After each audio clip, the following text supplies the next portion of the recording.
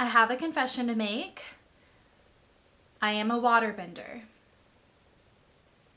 Okay, not really, but it does kind of feel like that sometimes. I mean, look at this picture.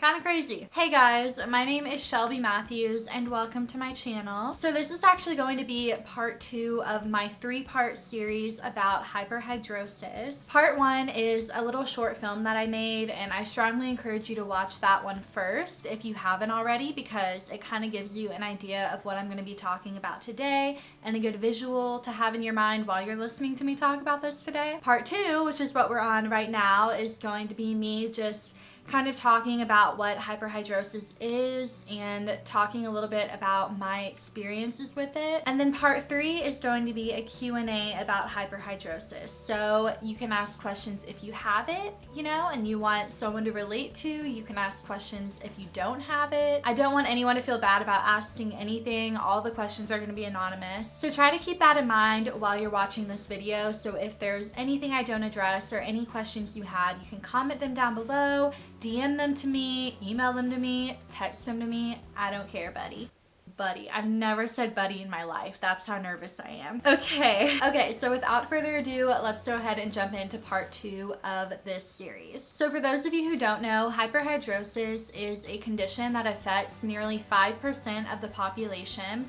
And it is essentially just excessive sweating. For some people, it's on their head. For some people, it's on their hands, their underarms, their feet. Primary hyperhidrosis affects the hands, underarms, and feet, and that's what I have. There is no cure for hyperhidrosis despite the 365 million people who are suffering with it, but there are ways to manage it. There are topical treatments, oral medications, and some really other interesting ways of dealing with it, such as ionophoresis, which is a machine that sends electrical currents through your hands or feet, and even Botox, which you can get in the affected area, and it goes all the way up to surgery. So there are a lot of fun options for treating it, but despite all of that, 95% of the participants in a recent study, which I'll link down below, say that their hyperhidrosis is still unresolved. So that's sort of a rundown of what hyperhidrosis is and how good of a job we're doing at treating it. My earliest memory with hyperhidrosis was at gymnastics when I was like 4, which makes me wonder if this memory is even legit. And it's not really positive or negative. I just remember at gymnastics, my hands sweating. I just remember it being a thing. My next specific memory after that was wiping my hands on the bottom of my desk in 3rd grade, and there's a good chance I was doing that in the grades before then, but my first specific memory of it was in my 3rd grade classroom. And then my next memory after that was taking guitar lessons when I was like 10, and my guitar teacher being really confused as to why my hands were sweating so much, but kind of just going with it, and he would always have a towel for me. After that though, I would say hyperhidrosis didn't really warrant any specific memories. It kind of just became my life, you know. I remember having it basically forever. I really don't want this to be a sob story, and that's why I'm kind of nervous even talking about it, but the hardest part about growing up with hyperhidrosis was just learning how to deal with it on my own and just feeling kind of alone in my struggles with it, because first of all, I mean, literally my #1 goal growing up relating to this was to not let anyone know my hands were sweating. Like, it was just, I was isolating myself in that sense by trying so hard to hide it from everyone. So I mean, that was one reason that I felt alone, but the second reason is just that even the people I did tell about it, like my closest friends or my family, I still felt like they didn't understand it, or they never could understand it, because there really is no way to fully understand all of the ridiculous ways that it affects your life that you would never even think of unless you have it. So that was actually one of my goals with the short film, was to give you an idea of some of the ways that this affects my daily life that you would never even consider. You figure it affects everything I do with my hands, or my feet, I guess. It's not nearly enough just to explain the condition by saying that, oh yeah, it makes my hands sweat a lot, because that's just an insane understatement of the way that it affects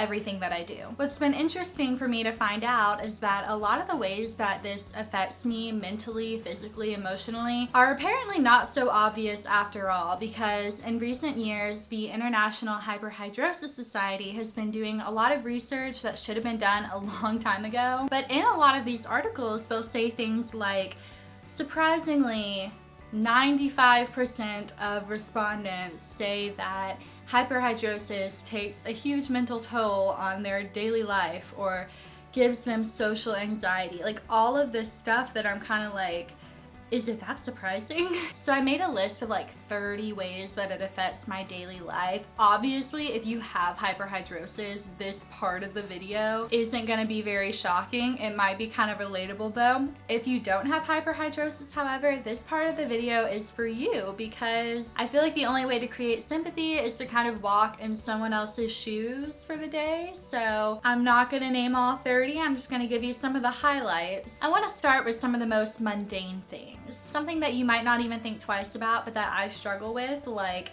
opening ketchup packets, turning on lamps, and feeding your fish. Just to say that all of those things at times are impossible. Stuff either sticks, like fish food or pencil shavings. Like I said, I'm trying to give you some of the more mundane things here. Or stuff slips, like the locks on lockers or stubborn door handles. Or stuff melts, like when you're holding a chocolate bar for more than 3 seconds flat. Or another thing, stuff feels different. Like I know my dog Jinx is soft, but I can't always tell when I'm petting her and my hands are just kind of like sticking to her fur. So I think that kind of gives you an idea. It affects my whole life, and that's not even including my feet or my underarms. Now the reason I go so in depth about all of the little ways it affects my life, like I said, it's just to create some sympathy over here, because this is like a real medical condition that a lot of people struggle with. Granted, a lot of people who have it don't even know that there's a name for it, but seriously, millions of people deal with this kind of thing, and I think by talking about it some more and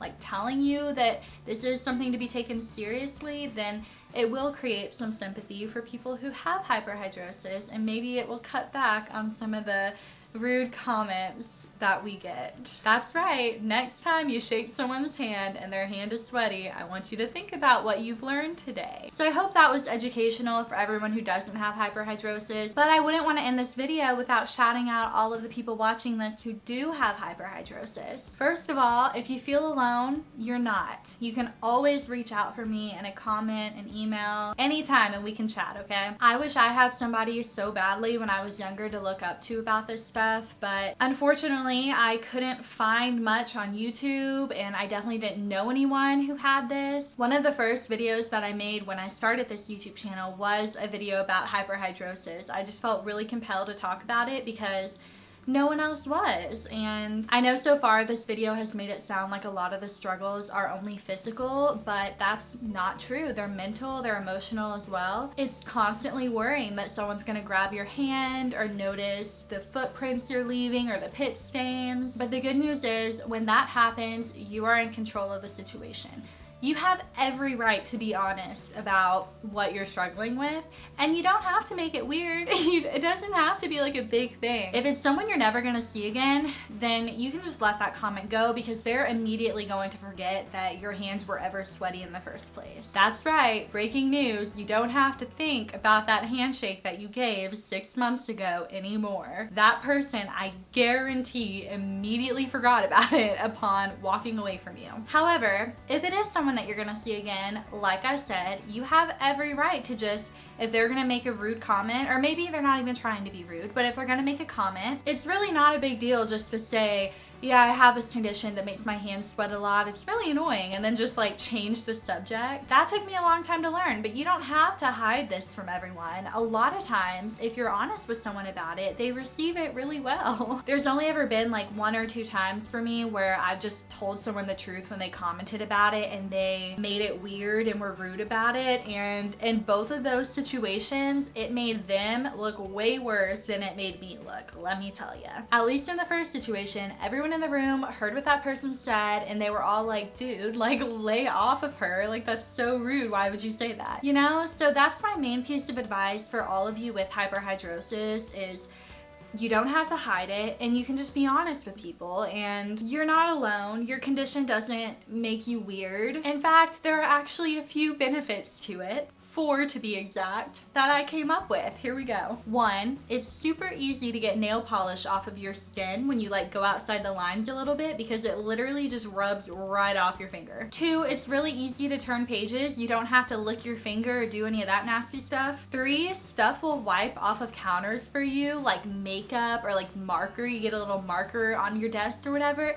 Wipes right off. No one else can just do that with their fingers. And 4, you can pick up crumbs just like that. So there you go. I hope that helps. Don't forget that part 3 of this video is going to be a Q&A. So if there's anything I didn't cover in this video that you want me to talk about more, just any questions you have, all questions are valid. Feel free to comment them down below or DM them to me or text them to me, whatever you want. I'll keep it all anonymous, just let me know. I'm not gonna film that video for a while because I wanna give people time to find this video and watch it, but I promise that part 3 is coming. The ironic thing about all of this is that my hands aren't sweating right now. Anyways, I'm gonna end this video here. If you guys aren't already subscribed, feel free to subscribe. That way you won't miss part 3, of course. The reason I put my old hyperhidrosis video on private is just because I feel like within the past 4 years, my mindset on this whole thing has changed entirely, and I didn't feel like that video represented how I felt about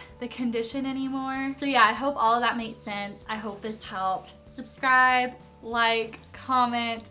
I love you. Let me know if you relate, and I'll see you guys soon with another video. Bye!